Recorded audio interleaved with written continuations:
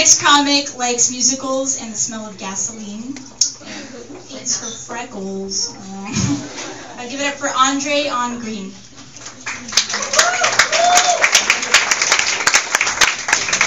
Thank you, guys. My name is Audrey on Greene. Close.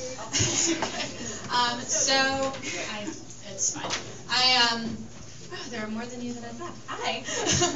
So one thing that I've started to do recently with Facebook and social media is play a game where I take really young moms, like 18, 19 years old, and I start from when their baby was born and backtrack.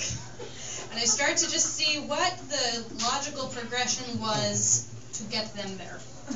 And it's always the same montage of like looking like you have hepatitis and all this other weird shit. And I have to say that it's not even a joke. I'm just asking, has anybody else noticed this shit? This is cheaper than therapy. That's why you are all here for me today, right? So let's see. What else am I going to talk to you guys about? I just moved here, and I've been dealing with public transportation. And the way that I found to deal with this is to put my headphones in, read a book, just not really pay attention to anybody, and this really worked until it didn't. And what ended up happening was this 99-year-old black woman came in and sat down next to me. And I could tell she was looking at me or out the window. One would have been prettier. So I was hoping for the window, and she yanked the headphone out of my ear. Yeah. And so I decided it'd be hard to ignore her anymore after this. And I turned and I said yes. And she goes, "How often do white women wash their hair?" I don't know. Let's go find one and ask.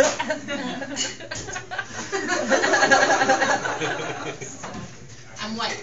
So this was a low point for me. I lost a lot of street cred because this 99-year-old woman probably waited the better of 80 years to get up the courage to ask this semi-racially sensitive question, I guess. And I pretended I wasn't white. The easiest thing to be on the girl, and I lied about